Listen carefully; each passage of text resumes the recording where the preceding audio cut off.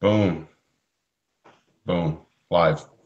We're good to go. We're doing this thing, Yep. making it happen. What number is this one? Uh, I believe it's number 74. Jeez, man. Um, but yeah, holy cow, 74. Man, we've been doing this for a while. Man, I think like when it was on my like the on this day in my Facebook thing, like we've been doing this about 2 years. I mean we haven't done it every week, Right. like, but we do lately. But yeah, man, it's pretty crazy. 2 years to get Valiant, pretty awesome. Yeah, yeah, that's definitely cool. Got a couple people hanging out with us already, Hi, people. including Hoodoo TV, David from Cody. I'm Yep. down. So we have a few books that we can talk about. Do you have physical copies? Right on. I can already see a problem with your physical copies, but we'll get into that later. What is my problem with my No, physical we'll get copy? into it later. We'll get into it later. All right. God damn it. So um, yeah, we didn't do an episode last week. Um, that's true. yeah.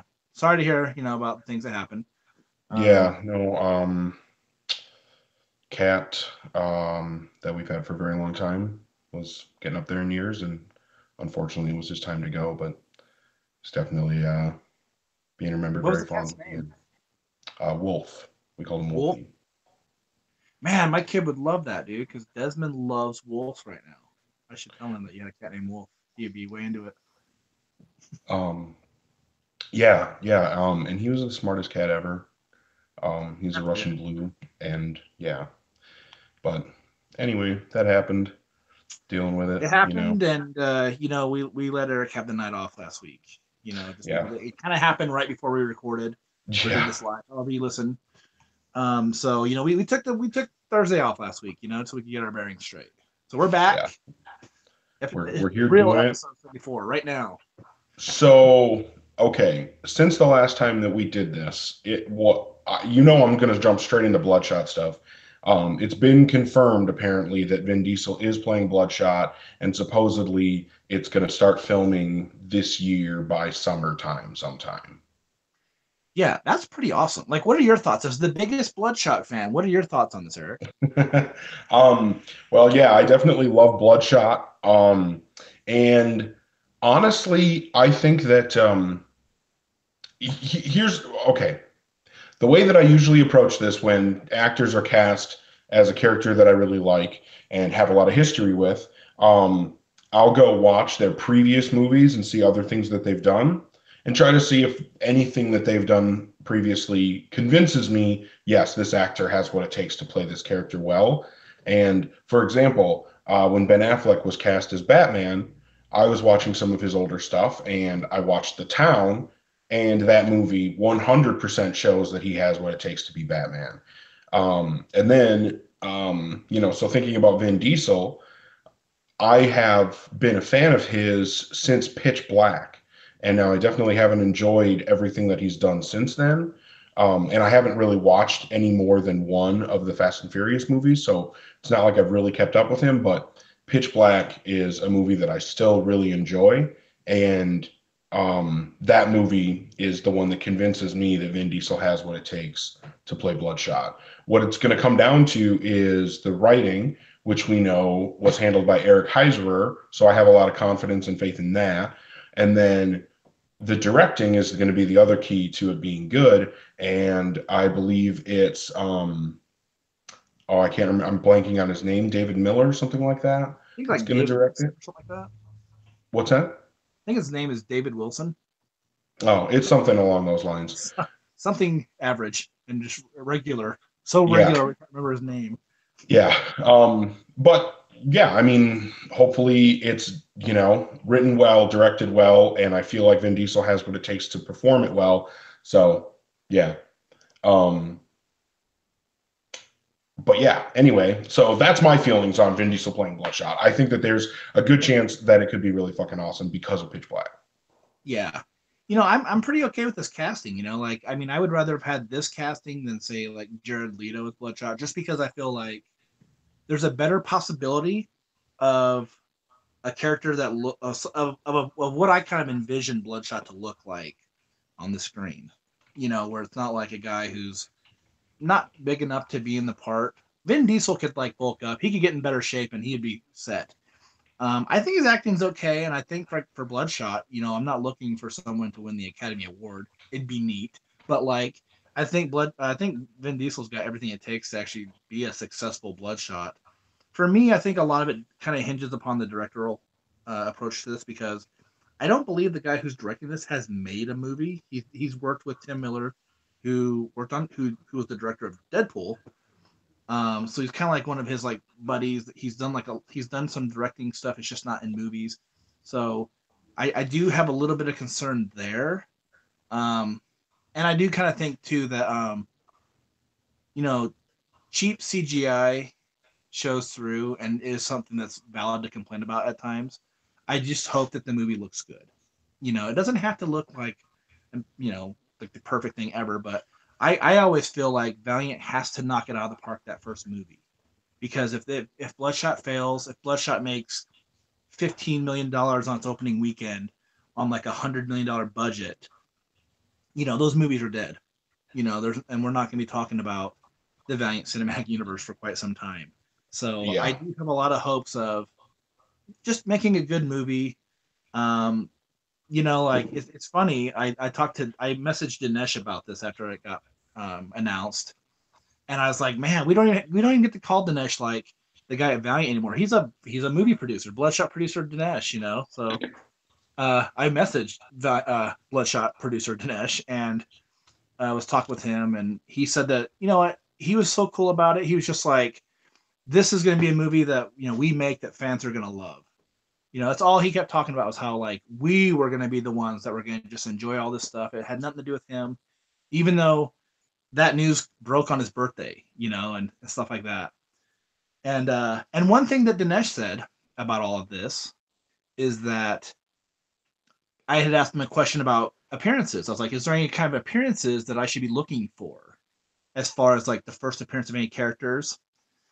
And Dinesh was like, he's like, I would imagine that Exo or no, not Exo, Bloodshot Volume 2 from Acclaim, Issue 2 might be like the hot book, because it's gonna the characters that are introduced in the movie come from that issue. It's the Chainsaw Group that we see like in Arc 2 of Bloodshot under Swerzinski's run too. They just look a little bit different, but um, that might be like a book that people might want to pick up now as opposed to later if everything does take off. But I think everything's great with it.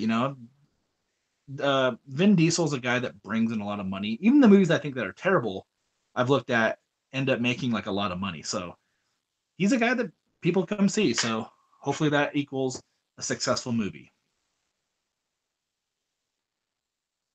Eric, are you still there? I'm not sure what happened with Eric. Um, so we'll get talking about some other things. Um, so I had mentioned that uh, Bloodshot Volume 2, Issue 2. That's like the cameo appearance of those characters, and Issue 3 ends up being their first full appearance. So if you're pretty savvy, you want to look for some books that are super cheap. A lot of that acclaimed stuff is very very affordable to pick up. You might even find it in your discount bins. Go ahead and get Bloodshot 2 and Bloodshot 3. Uh, they cameo on the last page of 2, first full appearance in 3. And if you're looking to kind of piece together like what that first Bloodshot movie could be about, I had written an article on Art Geekery, kind of speculating on what Bloodshot might be, just because I've been reading through the Bloodshot stuff a lot lately, and there's a potential that we're going to be looking at the first 12 issues, or actually maybe even just like the first 9 issues, actually, because we don't want to get too far into Harbinger Wars in a movie, but um, I think there's a possibility that we're going to get the betrayed Bloodshot character who gets attacked. Like how he does in the first issue, runs into Pulse. Him and Pulse end up going to war with each other, and then they find that PRS base, and inside that PRS base, it's Gen Zero. That's a potential thing that could happen with a Bloodshot movie. So they gotta introduce elements that are gonna pop up, in the next movie. If there is gonna be a sequel, they're gonna introduce things for it. So, um, you back? Yeah, dude, I have joined the fucking conversation. Oh, Um, I kept going because I saw you disconnect, and I was like, yeah, oh, I no, I better. know. I had it on my computer, and it wasn't working on my fucking tablet, which is what I use to actually do the video stuff. Um, Sean, thank you for reaching out. I appreciate that. I did get it figured out. That's what I was working on. Um, but William was asking if you were talking about Salvation when you were talking about the first 12 issues. It's going to be Dwayne No, Swazinski's run that Josh is I talking think about. what I'm speculating on, because we all get to speculate, we all get to have our little thought, is I think it's going to be Dwayne Straczynski's run, Yeah, where I totally agree. Bloodshot is It's going to, introduced, and there's elements that get brought in. And part of the reason why I think that, though, is because there was a couple of news articles that got mentioned on Valiant Comic Fans on Facebook, referencing the Chainsaw Group that we see in the second arc when they go to the PRS base. They're introduced in that actually back in the Acclaim days of Bloodshot. see, I've So never read I'm the just Acclaimed Bloodshot because I'm a VEI purist, I guess. Not really and that's intentionally, okay. but I the always think that only, the I only always think that VEI Sal issue I Bellows Bloodshot looks like Frankenstein with guns. nice. The only VEI or excuse me VH1 issue I've ever actually sat down and read all the way through was the first copy of Eternal Warrior 4 that I picked up. I was like, okay, this is Bloodshot's first appearance. I know it's just a first appearance, not a full appearance, but whatever. And you're And I just read it and like, I was like, where, the whole where, where, yeah. where? Oh, right there. Well, the whole comic, I'm like, I have no idea what the fuck is going on. This is completely like gibberish to me because I've never read those stories. But Bloodshot showed up on the last page, and I was like, that makes this comic awesome. Yeah. So that's all I really had about that. I tried to carry on while you're dropped because I was like, we've never discussed what happens if if you lose the call. Yeah. No, luckily I have it set up on my computer, and then I run my tablet for the video, so I didn't completely lose it. It just took me getting my tablet going again. But Okay, so no, I agree. I think that Bloodshot the movie is going to end up focusing on that Swarzynski run, which is really good shit. Yeah. I actually thought like it got a little bit weird later when Hardcore came into it after Harbinger Wars. So I feel like of that whole Bloodshot run from the that 1 through 25, I feel like the best arcs of it were those first three arcs, right? Because it was, the arc of him basically leaving PRS, and then the arc of him coming back, and then the arc during Harbinger Wars. So I think that those three arcs, that's why I really want to get that fucking compendium, because that's like all of the perfect stuff. Like that's those first few arcs of Harbinger, the first few arcs of Bloodshot, and the entire Harbinger Wars event. Like, Yeah. God It's damn. it's crazy how much material is there. And what's cool, I think you saw this. There's already a thing on Amazon for the next compendium, and it's Exo Manowar. And it's like Exo Manowar 1 through 29, and then the Armor Hunters mini. Yeah. Or yeah, I think that's what it was. And it's like, holy shit, that's so much material. Like, EXO all the and way through Armor Hunters. Yeah, that's I've massive. already got like the hardcovers, I've got the issues, I've got digital copies from doing like the humble bundles because I buy everything. And I'm just like, shit, man, like I kind of want to buy those things just to be like that kind of completist. So I'm kind of hoping I don't, just because I don't need them. But like, Yeah. it's I'm such a so cool tempted by thing. that EXO one because I think my wife would dig that too, just to have the whole fucking story right there. I know Oh, sometimes, just seeing something, even if you don't need it, but you see it in person, you're just like, I need it. I want it. Like I just got to it's got to have be it. done. Yeah. It's got to be done. Um, so also. Did somebody else leave since the last time we talked? Well, I can't remember. I think we talked about how Hunter left, No, I don't but think we've then talked they. about that. Did You don't we? think we talked about that? I don't know. Either way, he left, and then they also brought. I can never They remember brought his back. name, They brought someone but in. they brought a new editor on. Yeah, his name's Carl Bowlers, and There you go. Valiant fans would probably only really know him from doing. He did Arch and Armstrong 24 from the VEI run, like one of the rare instances that Fred Van Lente didn't do everything, and people like that issue. It's an issue about Mary Maria. So you might remember Valiant fans might remember him from that. People in comics would remember him because he worked for Marvel like in the '90s and maybe a little bit later into that, and did like some okay stuff, for the era. But he did a book. He's actually an Eisner nominated writer. He did a book called Watson and Holmes that garnered a lot of like attention like a couple years back. So um, seems like a talented dude. Like I know that we were trying to get an interview with him, and I haven't heard anything about what's going on with that. But you might see something either in a written form or audio video form of that at some point. Yeah, But hopefully we can get an interview with him. yeah, so not much to go on off of on that. Like we don't have any idea like what books he's working on or anything like that. But you'll probably start seeing his name pop up in an issue like a couple months from now. Yeah, it'll be interesting to see, what, if any, impact is noticeable. Um, was there another departure from the company? Because I feel like there's been talk that there's going to be, but we haven't heard. I haven't heard of anyone that's going to be, but like there was something like drop, like someone on Facebook was like, "Oh, I've heard some bad news, like somebody's leaving," but then they wouldn't say who. Like it wasn't on like a Facebook group. It was just like on someone's personal Facebook page that doesn't work for Valiant. And I was just like, come on, man, like don't say stuff like that if you're not going to give out some info, like. So maybe not. Who knows? Like no one's got any idea, but someone might be leaving.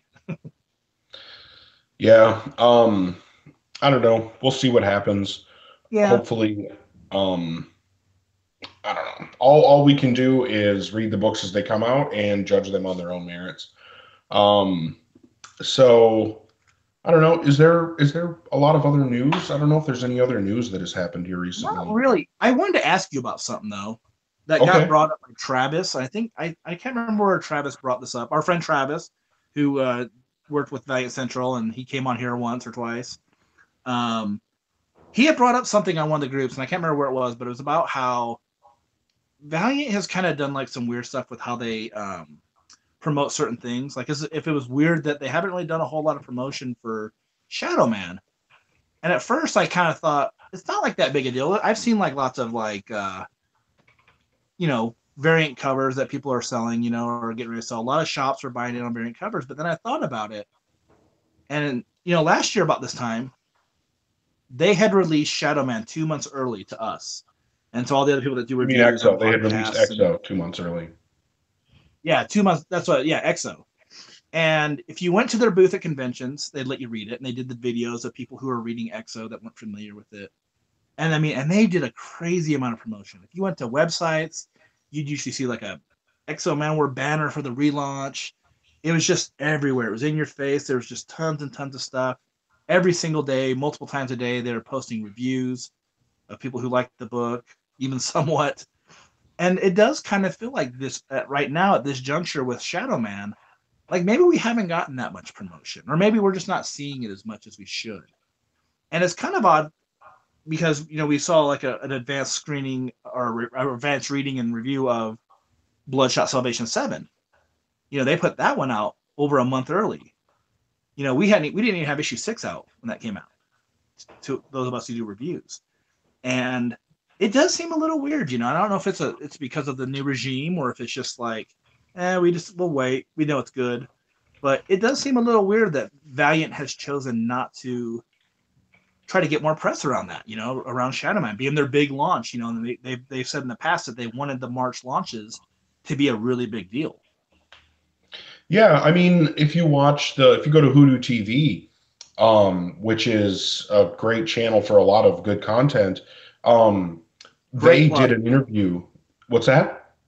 Great plug for those dudes. Oh, they're awesome. People They should are be we watching are them. big fans. We are big fans. Yeah, absolutely. I mean, I'm just saying regularly they have good content, but then they also had content from Emerald City Comic Con where they talked to both Warren Simons and Matt Kint. And Warren was talking about how important these March launches are going to be because what they said with EXO was that they want to start doing that as the years go by. Every year, do a new big launch, and they have been talking about Shadow Man for a really long time. And we did see some, you know, preview content come out a while ago. But yeah, like you said, I mean, we saw way more promotion and hype around EXO, Well, and they and put real so quick much to effort. interject, the numbers on EXO were phenomenal. I mean, it was like the sixth largest book that month when it came out, Yeah, and I mean, it was just like it was like the I think the best launch they've done to date. yeah, and they worked for it. Um, I don't know. So we'll see if it makes a difference. I mean, we're going to see how many copies does Shadow Man actually sell when it comes out, and I think that either way, though, the thing that really matters to me is how good the book is when it comes out. It's just going to suck if it's really good and it ends up dying anyway because nobody knows about it. That would You, be like the worst thing. And I you know, think that they should really be pumping the fact that they're bringing on a new writer who has some credentials. Because Andy Diggle, I mean, while he's not, Jeff Lemire and he's not, hot like Donny Cates, everybody wants to read Donny Cates right now. Andy Diggle's not a name like that, but he still has been a professional comic book writer for a while. He knows what he's doing. He's been around. I don't know. I just feel like there are a lot of opportunities for Valiant to, um, be promoting uh, we haven't had a Shadow Man book in how many years? He's barely been around, but when he has been around, he's been the Magpie for how long now? And we're finally 10 or getting so. him back in New Orleans. I think that this is a really big deal, and them bringing on a new writer for it, plus getting Segovia doing art, and he just did an awesome run on War Mother. So I feel like there's so much that they could be pumping with this and like they did with EXO, and we're just not seeing it, and it's kind of a bummer. And like I said, the worst possible outcome is it being a really good book and people not buying it. I know, and the only thing I have seen about this that Valiant has really said is that they keep like reposting that there's like 2 years of ideas from Andy Diggle about the book. So in that regard, it's like that's good. I'm glad that he's got a long term approach at least. But I hope there's sales there. I hope that there's people that check this book out. And I say it as a person who I love Shadow Man. I mean, he hasn't been great under VEI, but he's been good at times. And he's a character I have like a lot of fond memories of reading those older books. So for me, it's like I want a really strong Shadow Man book, and I want people to pick it up. I want to see like more happen with the character. One thing that you brought up though, from you brought up that Warren Simons did the interview with the guys at Hoodoo.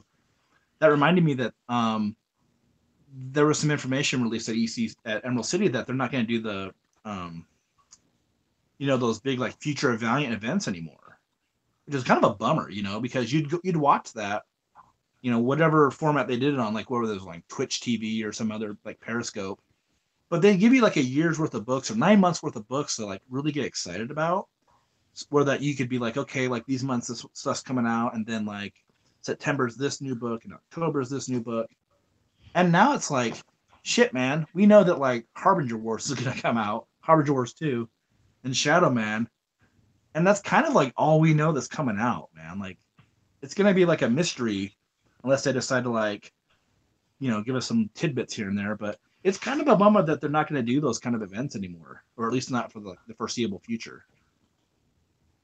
Yeah, no, I'm really, really like hoping once Harbinger Wars 2 hits, we get some serious news. Warren was asked in that awesome interview, about upcomings, and he said more upcomings are coming, or upcomings, oncomings, oncomings. Oh my God, Ongoing. I can't even speak. Ongoings, ongoings. That's the word I'm looking for. Not oncomings, not upcomings, not whatever. Ongoings, Upcoming ongoings. upcoming ongoings are coming up and going on is what's happening. Um, oh my God, I can't talk. Okay, so yeah, there's no summit, which sucks. But hopefully there will be some more ongoings coming up, so we can get. There was talk of Jodie Hauser having some Faith ideas. I would love to get more Faith from Jodie Hauser. She did great. Bring was it Megan Hetrick and Joe Eisma to do the art. I will be so happy.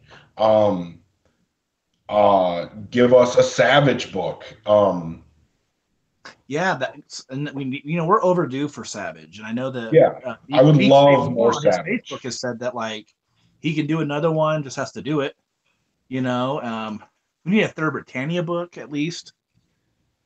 There's a lot of possibilities. And the thing that I'm hoping, and I know that people kind of been like, oh, we're probably not going to see any more of this, but I'm also hoping out of anything that's going to come up in the near future is something new. Because I'm a fan of like the universe expanding. The Valiant universe is not very big. I mean, we always have room for new characters or a new project, and I'm just kind of hoping like, yeah, we get some more stuff that's of the characters we like, but at the same time, like someone's like, hey, I got an idea for a character that we need to put in here. Last year we were introduced to the Secret Weapons cast, and they're awesome. So I'm kind of hoping like another thing like that where we get some new characters to get some more life into the universe. So we'll see. It's just hard to look forward to anything though, and there's nothing to look forward to at the moment. Yeah, yeah. I mean, there's so much negative sentiment in the fan community right now because of the whole DMG thing that it would be nice to have some more positive news to hold on to, especially since as Valiant fans, we're all so cynical about anything live action happening. Yes. Um, we're supposedly getting Ninjak versus in April, and we're halfway through March and still don't know anything concrete yet. That's par for the course, and everybody.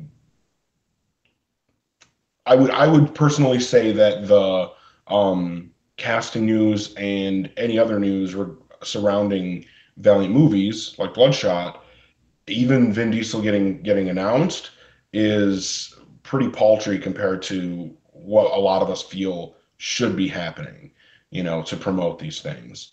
Um, I don't know. We'll see. Um, the only other thing William Pace mentioned, there is that Life and Death of Toya Harada book coming. Um, 2019. huh? In 2019. Well, isn't it supposed to be the beginning of 2019? Hopefully early. Hopefully Hopefully we get early. some new shit in 2018. That's what I'm trying to say at the end of the day. I just Well, want that's some what new I'm thinking shit in too. I'm 2018. hoping like part of the course that June through December yield either like some minis or some ongoings or some one shots, some new stuff. But yeah, it just sucks how it all is right now. We'll see. I don't know. We'll see. We'll see. Is it time for books? Can we talk about books? Let's get into books, man. All right. So the first, okay, for everybody that's watching right now, I really hope that you've read these books. We are going to be talking about Bloodshot Salvation number 7, Ninjak versus the Valiant Universe number 3, as well as Secret Weapons Owen Story number 0. So we're going to talk about them in depth, and we will say things with callous disregard for spoilers. Um, so if you haven't read it, that's on you. You're bad. You Yep. fucked up. And it's Thursday, and you should have been a good comic fan and gone on Wednesday to get your books. Or at least be like me and pick them up on Thursday. But we love you Um, regardless of however you do it. yeah. So the first one I think to talk about would be Bloodshot Salvation number 7. This one Yes. actually came out last week. We didn't talk about it because, like we mentioned earlier, we didn't do an episode. Um, so um, Here's what I was saying earlier. That cover is the correct cover. Yeah, I have that one coming. I buy all the pre-order editions through DCBS, and It so does not get any cooler than this, man. Like that's this a is cool like one of the cover. coolest Bloodshot covers. I can't. I don't know, guys. Who did the art on that? Does it say anywhere inside? Bodenheim. Hmm. It's a nice cover. Yeah, it's a fucking amazing cover. I love it. I absolutely love it. Um, and I don't know, man. I mean, my general feelings about this book, anybody who has read Josh's review of it knows that I he was is not a fan. he's being way too harsh. That's what you would know. No, no, that's not true, man. But let's hear your thoughts because my opinion's been out there for like about 2 months. My thought on it is that I'm very happy that Jeff Lemire is wanting to take risks, do things that are unconventional and outside the box. And I'm also happy that Valiant is allowing him to do risky, outside the box new ideas. Those things make me very happy. Um, I don't think that there was anything wrong with the issue. Now, if we got an arc that was like this, if we had a full blacked out arc, then yeah, I would probably not be very stoked about it. But to me, I mean, I spend $4 on comics that have full color art all the way through, and I don't enjoy as much as I did this. Now, is this my favorite Bloodshot book? Is this one that I'm going to be excited to go back and read again? No, not really. But I think it plays an important role in the story that's being told. I think, like I said, it was a new, fresh, innovative idea that isn't necessarily something that needs to be repeated a bunch. But again, I think that the concept is good. I think that it was well told within the format of what it was attempting to be. And I'm looking forward to the next issue. Well, my opinion of it was a lot worse than that. And so, for those who don't know, it's a mostly all black issue. There's a little bit of scribblings here and there. There's a lot of caption boxes, and then there's one page of art. And that one page of art at the very end is a pretty looking page. But to me, it's just like I thought, like even knowing like what this was, I was a bit skeptical. And then seeing it and reading it, I just thought, man, like there's not a lot of dialogue even being thrown in here, or not even like dialogue necessarily, but like the inner thoughts of Bloodshot in the caption boxes. I just feel like you could have done that in like 5 pages or 6 pages, and then given us like a real issue to look at. And the thing is, like, it was a bummer to pay $4 for it. It's a bit of a bummer that I've bought more than just one issue of this book, and just because I buy an extra copy of everything now, hopefully a different cover when I do it, just so we can have them for the podcast. So I made a couple issues. So I mean, I'll have that pre-order edition coming, but I also have this other cover. Which cover is that? A, B, C, Q? B.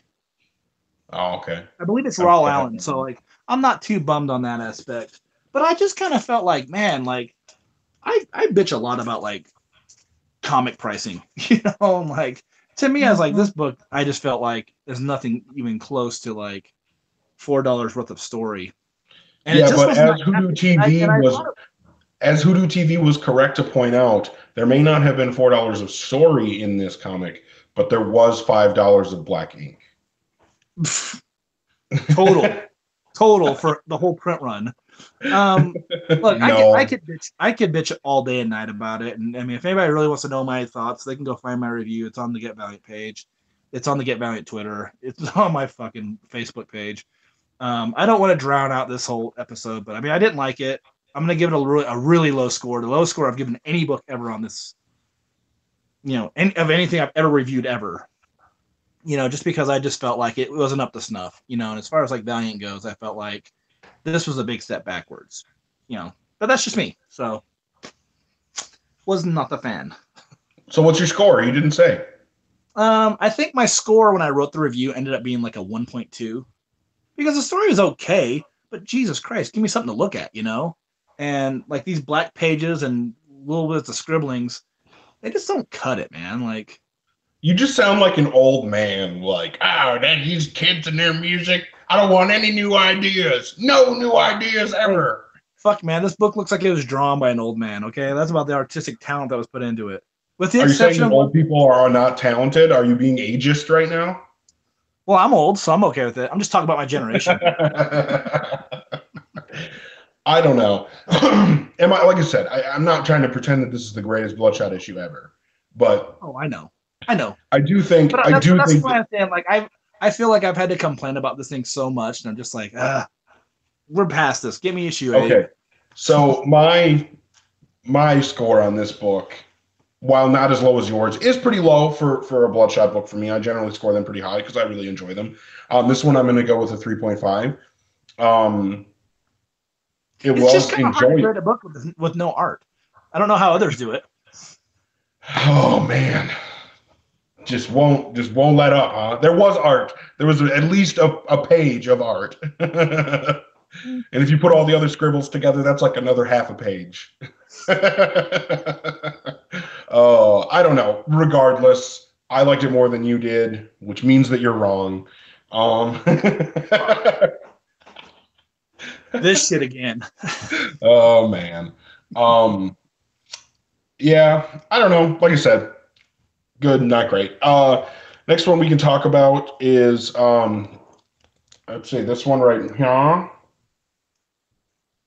Same cover. That was a sweet cover though.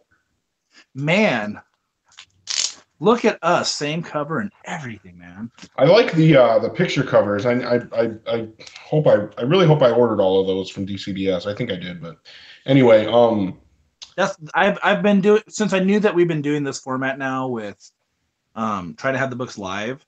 I only ordered the photo covers through DCBS, and then I pick up like the A or B cover at my shop. And sure. I think, I'll say this: like, I love the photo covers. I actually really like the regular covers too that they've had on this series. Like, I think they're all pretty top notch. Yeah, they've had really good covers for this. I would say this issue was not quite as enjoyable as issue two. I don't remember what I scored issue two as, but I know I had a really, really good time reading that issue. This issue was still good. It was still fun. Um, and we got a lot of stuff about like Ninjak's little journey. Is he dead? Is he not dead? Shadow Man showing up. Um, like I was saying last time, I think that this issue shows us once again what makes Elseworld stories so awesome.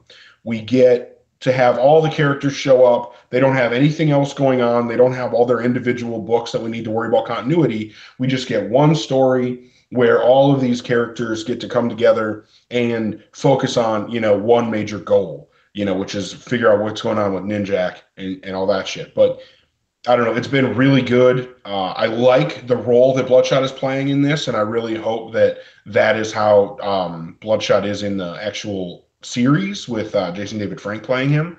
Um, yeah, I do really enjoy this series. I don't know exactly how much control Elliot Rahal had, but I want to give him credit. I think that he's doing really well with this. Um, I can't wait for the next. For the next issue to see how this all wraps up. Yeah, I feel a little bit different though than you. This might have been my favorite issue of this entire thing because the second one kind of ended on like a familiar comic book trope where it's like Bloodshot's gonna snipe Ninjak. Is Ninjak dead? We don't know.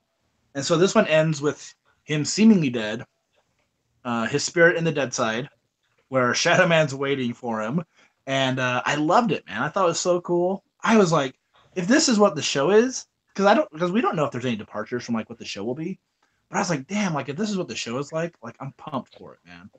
And then Yeah, I they totally agree. Like if you get this stuff on the screen in that show, that's going to be fucking awesome. I'm going to pull up YouTube on my actual TV, not just my computer, and watch that shit over and over. yeah. And the thing is, like, we've only really seen like one tiny little sliver of a picture of Shadow Man in it.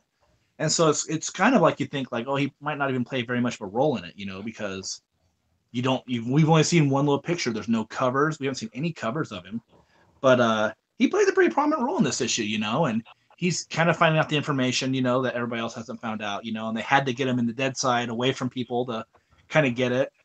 I love the little exchange between him and Bloodshot in Neville's office.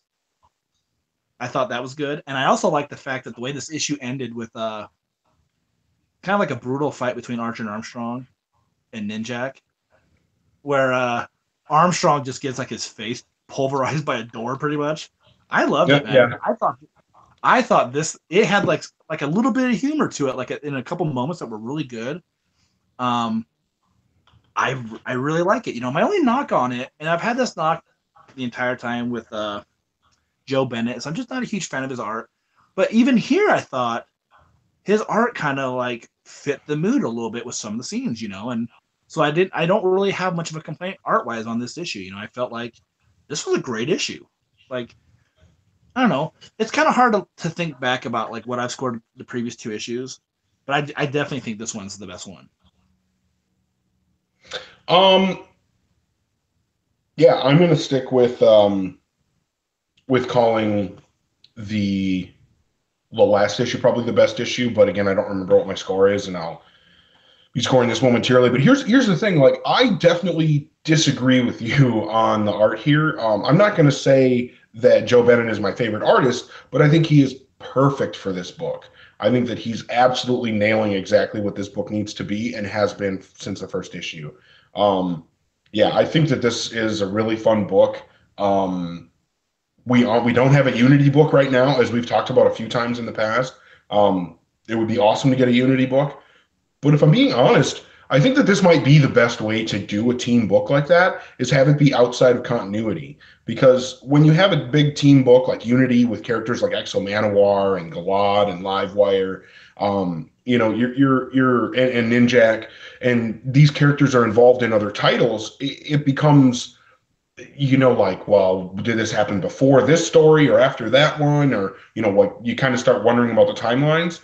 If you can do a team book like this outside of the normal universe, like I said, I mean, you can have all the characters coming together to focus on one thing and not have to worry about the other shit that's going on in their books, right? I think that makes it a lot more free to tell different and bigger stories.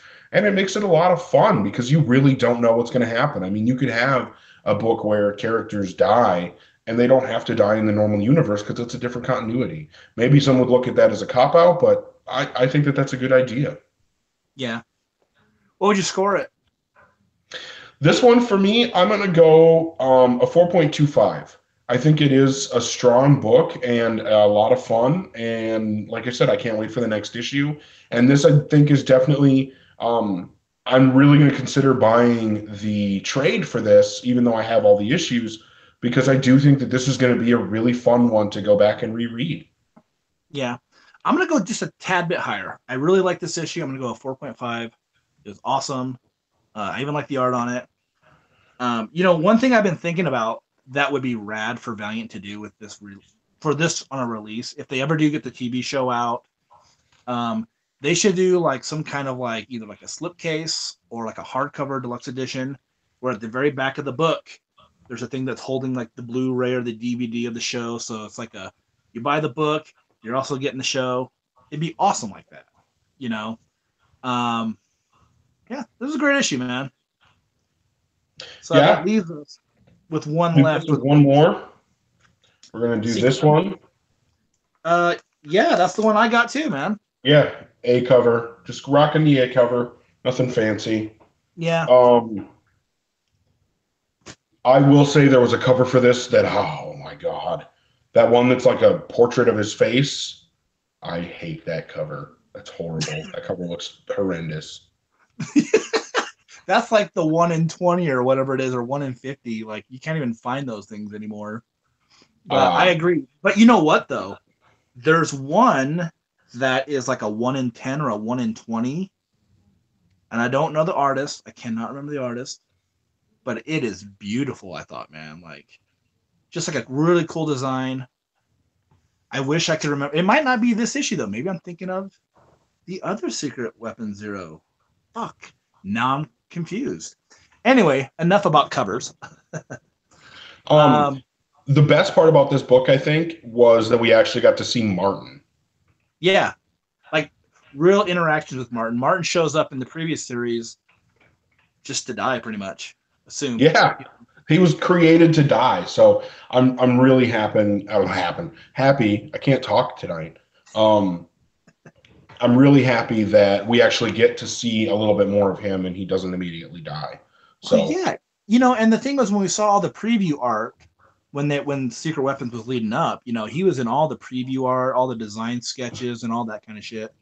yeah, And he's then on the yeah, he cover and popped up. everything. It seemed like he was going to be a big part of the team. Yeah, he could just make things glow, and then nope, he ain't making shit glow.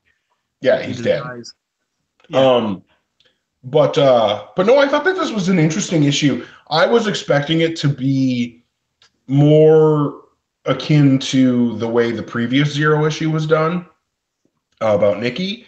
I thought it would be much more similar to that, but it was nice that it wasn't because it makes it feel more like it is Owen's book. Like this story is told in a way that makes sense for Owen, whereas Nikki's was told in a way that makes sense for her. And I thought that was a nice touch to the book.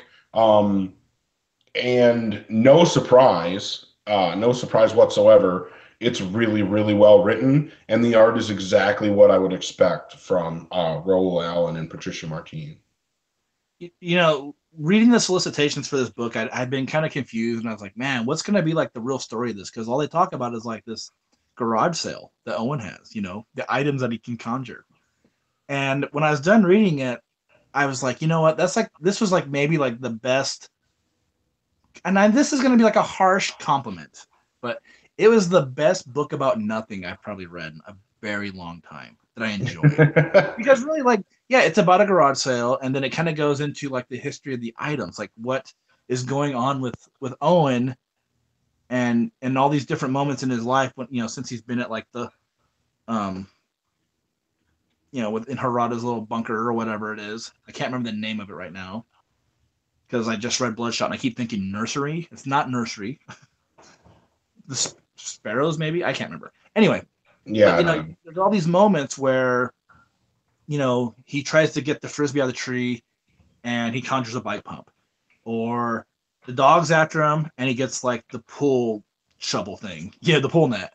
And just a lot of moments like that. But in between just those moments of him bringing these items out, there's a lot of great moments, like a great character building moments, between him and the woman that reads his cards, and when he first meets Nikki, or when he meets, I think her name was Sonya with the creepy hands, or I can't remember who it was, but the girl that makes things explode too. There's a lot of like things like that, and man, I just remember being like kind of floored after reading it, being like, man, this book was like, there's no like antagonist or and protagonist, like there's no combat, there's no fight, there's no like like struggle like that, like you're used to with so many books, and that really kind of wasn't with Nikki's story in that Zero, but that book was just so linear in how it was approached. And this, I was just like, man, like it just blew me away, like how much I liked it, even though it really wasn't about anything. And I feel that I'm a person who is very critical of books like that. So I kind of felt like I got like my own little like comeuppance of sorts because I did like it so much, even though it really wasn't about anything. So yeah, Hoosiers over here schooling us, talking about how all of Rexo's powers that he gets later, we see the Or people from that he everybody absorbed them else. from. I wasn't even Yeah. thinking about that when I was reading this issue, to be honest. Well, when they showed the girl playing foosball, and you see those creepy fingers like Rexo had, like I was like, yeah, he gets the powers from there, and um, but I don't know. To me, there was just like so much more going on with it, like I Yeah, thought I I was thought the focused whole on the thing, like, character stuff. This was a really good yeah, character study, right? Like, I mean, that's essentially what it was. Because, like you said, there was no real antagonist. It just was, giving us backstory on Owen. And, I think it was well written. It was enjoyable to read. And I think it'll make a really good addition to my real hope is that Heiser comes back to write more secret weapons. And if that's the case, and they can do, a deluxe big hardcover with the first story and these zero issues and whatever comes next, I think that would be amazing. I think that would be a really good complete package. Yeah, I love the layouts of this too, like where you can kind of tell like when the little parts of the stories would like kind of have their own space, like it showed like the little price tag and be like, World War II survival mask, or whatever it was that would kind of be like the featurette or the featured like the featured item that he would kind of pop up in that moment. Um, Visually, I just thought this book was just incredible too. I've really come to like Raoul Allen and Patricia Martin's art, and I'd always been critical of it on covers, but I think like interior wise, I mean, they're some of my favorites that work at Valiant. So I'm definitely hopeful that like we get more Heiserer, and hopefully they're working with him too. Because I mean they're just a great team. I just Yeah. feel like they all kind of these issues are just incredible, man. I don't know. Yeah, I really hope that we get more. The next Oh, I was just going to say that it makes me want to go back and reread the Labyrinth arc from Wrath of the Eternal Warrior, because that was also Raul Allen and Patricia Martin doing the art on that, and that was really Yeah, good. That was a really, really fun story. yeah. Um, That's where I changed my opinion, because before then I was just like, oh man, he does like some okay covers, and I wasn't like I think he started out doing Eternal Warrior like when the book launched, and I was like, yeah, he's okay, but man, I Labyrinth really sold me on him. He's awesome. that book also sold me on Juan Jose Reap, right? Because I Yeah, wasn't really a big fan of the his lead until into he Labyrinth. nailed the issues he did for that. Um, I don't know. So, have you read anything else? What else is going on? We should score this book. We got to score the book. Um, I'm going to go with a 4 on this. I do think it was good, but I don't think it was as good as a lot of the other secret weapon stuff that we've gotten. Yeah, I this will be kind of like a weird way to put it. Like this was my least favorite thing of all these like secret weapons issues, but I thought was really really good. So it's like it's really hard to score it. Like I thought the Nikki's one was just about the best thing that I'd read. I really liked it a lot. So this one, like, it does come in just a hair lower. God damn, I don't even remember what I scored in those books. I'd probably go pretty high on this. I'd probably go about like a 4.25 on this. And one nice thing about this, if you do pick it up, this book is just basically Heiserer from cover to cover. There's like a little mini interview with him, the last 2 pages of the issue, which was really Yeah, nice. this is one of those books that doesn't have like a bunch of ads in it. It's Yep. just a really nice cardstock cover and the comic, and that's all you get. That's all you need. Yeah, I think I really like when they do comics like that. Um, but yeah, do we have anything else? Do you have anything else going on? Have you been reading anything else lately? No, well, I picked up something, but I hadn't read it, and it was something I saw at the shop. Speaking of Eric Heiserer, and this is a weird lead-in, but a few years back, he actually did a series for Dark Horse. It was a Lone Wolf and Cub, like 2100. So it's like a futuristic version of the Lone Wolf and Cub story. And it was just a 4 issue miniseries. I'd never seen this before, but it was just at the shop, like on the wall, like in like a weird like manga section. That was just like the one thing that kind of like my eyes were drawn to though, and I was like, holy shit! Like I've heard that book came out. I'd never seen it, so I picked it up. I haven't read it yet, but I'm really excited to get into it. What about you? Have you been reading? Have you been keeping up with the new age of DC heroes books? I didn't read Sideways #2 that came out yesterday.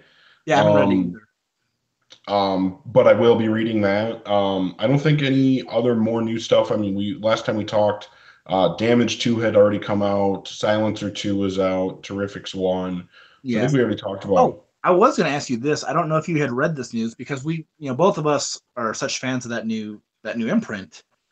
There's going to be another new imprint at DC called like Black Label or something like that. Did you know Yeah, anything about that? Elseworld stories. Yeah, This when I is saw what that, I was Valiant like, needs. All right. Valiant needs an Elseworlds imprint where they just have writers come in and it's like, here are all of our toys, do whatever the fuck you want. You know what I mean? Like, I think that would be amazing.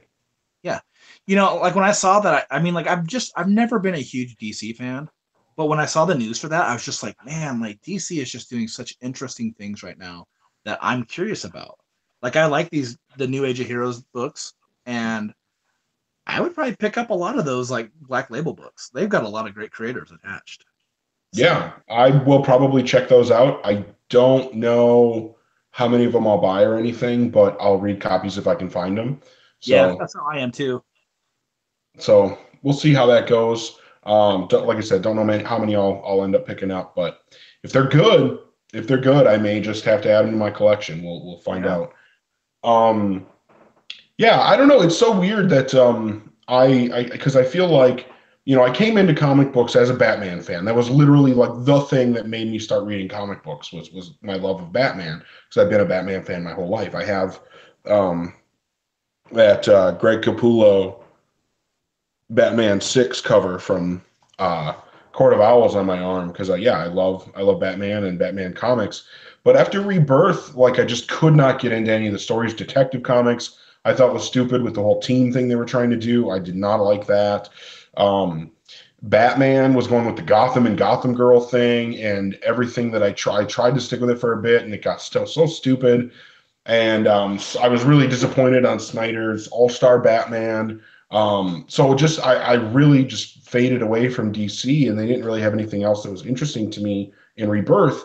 So I faded away from them entirely and started reading Marvel, which was really weird. And now DC is finally pulling me back in. So I don't know. It's going to be interesting to see, how long they can hold on to me, I guess. Because the new age of DC Heroes seems cool. I don't know how long those books will be good, but I really hope that they stay good. And then, yeah, if this Black Label turns into, really awesome stories, then yeah, I'll definitely be happy to call myself a fan of DC Comics again. I don't know. Marvel's still doing cool stuff. I'm still reading Weapon X. I don't know if you've read any of that current run, but No, that's you been told really me to pick good. it up, and I never did, man. I really Oh, like it. I did read another book. I read what is it? Let me see. Oh, I read this. It was New Mutants, Dead Souls. It How was came out that? this week. Are you familiar with who the New Mutants are, or like the No, concept? no. Well, Like that's okay very, because very, like they kind very of drift vaguely. way far away from what the concept is. Because the New Mutants were always kids that hung out at the mansion, and they were like students. They were young mutants that were learning about their abilities, and they would get thrust into situations that the grown-ups were like not going to handle because they weren't as serious. And in this book, they're like just kind of on a stroll, walking around somewhere and fighting dead people. It was all right, but it wasn't like great. Not like the sense where I was like, I'm going to pick up the rest of this series. It had Adam Gorham on art, which was what kind of drew me into it. And I liked how it looked, but story wise, I thought it was okay. And then Um, I still have to read this. It's called Infidel. It's oh, from Image. I heard that was good. I don't know anything about it, but my copy put something. Um, my copy. Oh my God, my local comic shop. They put a sign next to it that said "New 18 plus." Like that's the one comic that they were like, "Oh, you got to be 18 to read this." I was like, really? Like, there's some crazy shit in a lot of these comics, and that's the one that I thought that was kind of weird. I felt bad Um, because I'd had like the digital copy of it for like 2 months, and I was gonna do a review of it, and I never got around to reading it. I just got so fucking busy doing shit, and I was like, oh, eventually I'm gonna get to it. I'm gonna get to it, and like Josh Dysart had read it and was like, oh, I just love this book. It's so awesome, and I was like, oh, I gotta get to it, man. I gotta read this. And I still haven't, but I bought a copy, so like I'll read it. I'm gonna fucking read it, okay, people. get off my back, car. Of course, my shit would do that. The other thing I was going to say, usually we talk about books that are good. I just want to say something I was kind of disappointed about. Have you seen that new book? I don't know if it's like VS or Versus or whatever. I love verses. That first issue was lame. No way, man. The I mean, art, your the opinion. the art is phenomenal, The right? art Like the is art, fucking something totally different than. yeah. Yeah, But that art you know is what? just You're not alone though, because like I get to hang out with all my nerdy friends now. We play D&D on Fridays, and the ones that had read it were just like, we don't really like it. It looks great, but like we're just not into the story. And I was there's like, no fuck, man. story there. Like it's so just like a couple things happen and look at how cool this world I created is. It's like, yeah, Oh that's fun, but like give me a fucking story. Like give me something, you know? yeah, Um I mean, was it okay? I mean, obviously, I'm like exaggerating. There was like some content to it, but really, it just looked good, and that's all there was to it. man, So it I was kind of looks bummed about that. yeah. I mean, it's like a book about like space gladiators and like this old school space gladiator who's just like kind of too old for this shit. But I liked it, man. But I mean, like, holy fuck, the art. I mean, it's worth buying just for the art. Yeah, if you're somebody I that feel like collects if that comics, book, I feel like that's a book that if you were like, hey, the next arc is gonna be by someone different, you'd just be like, fuck that. I'm done. I'm not buying it. Well, that is a Give me that book. guy or Like give me nothing. anybody out there, if you buy comic books for the art, like if that's one of the things that you're like most interested and passionate about, buy Versus. Absolutely do it. I can't pronounce his name. I want to say it's Eastside Asad Ribic. Ribic. Is it Ribic? I think it's Ribic. Okay. I don't know. I heard somebody else say it one time, and all I knew was I like, feel oh, like that's at a not how I've been convention saying once it. I heard someone at a panel say his name like that, and I was like, okay, that's it. Because who Yeah, knows? that's good enough for me.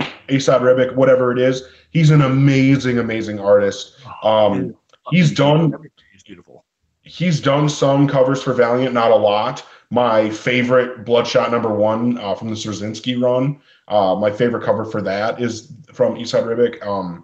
But yeah, his art in Versus is amazing. Story, not so much. A lot of people in the live chat have been talking about Gideon Falls. I haven't read God Complex, which was Oh, I did mentioned. read Gideon Falls.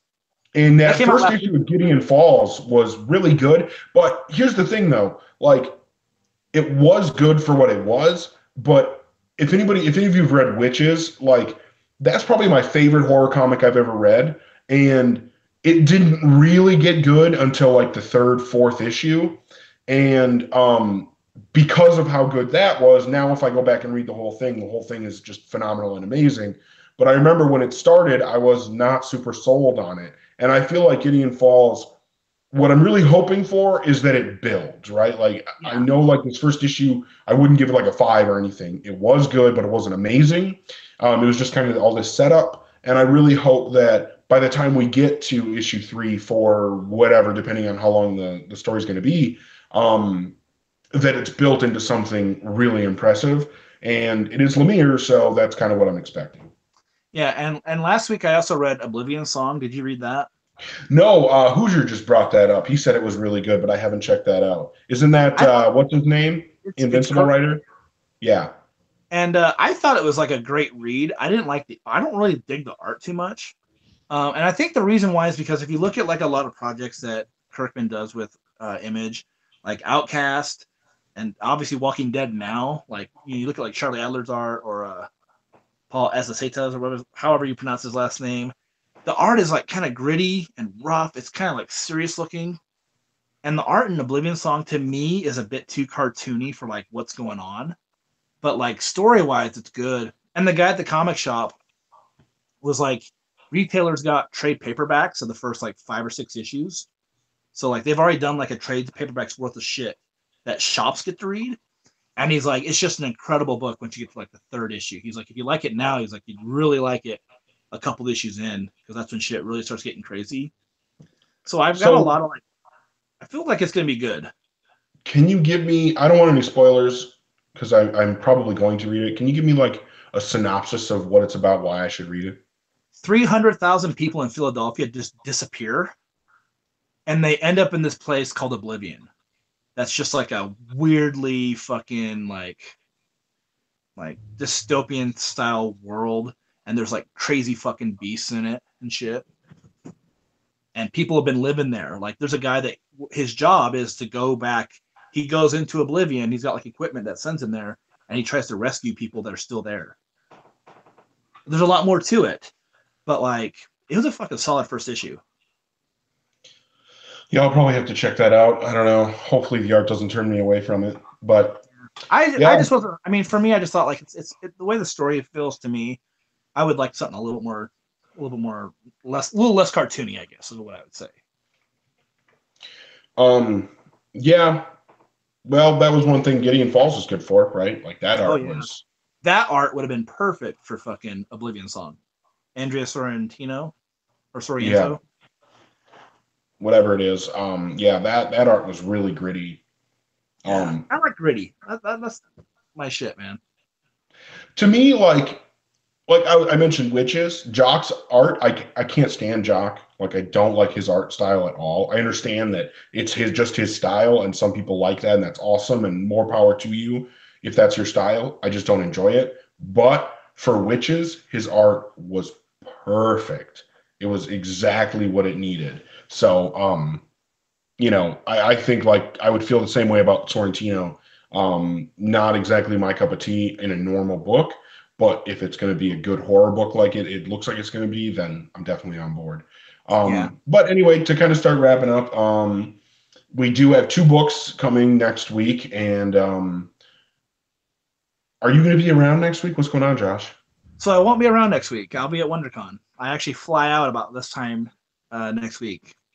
So I probably won't be to my room in time to record. So All right, uh, somebody we'll hit try me to up, find and someone yeah, to. somebody hit me up. I don't know. I'm going to do this the lazy way. Somebody hit me up if you're going to be available to do this next week. If I have multiple people hitting me up, which I doubt, but if I do, I don't know. I'll have to do eeny, meeny, miny, mo and pick somebody somehow, I guess.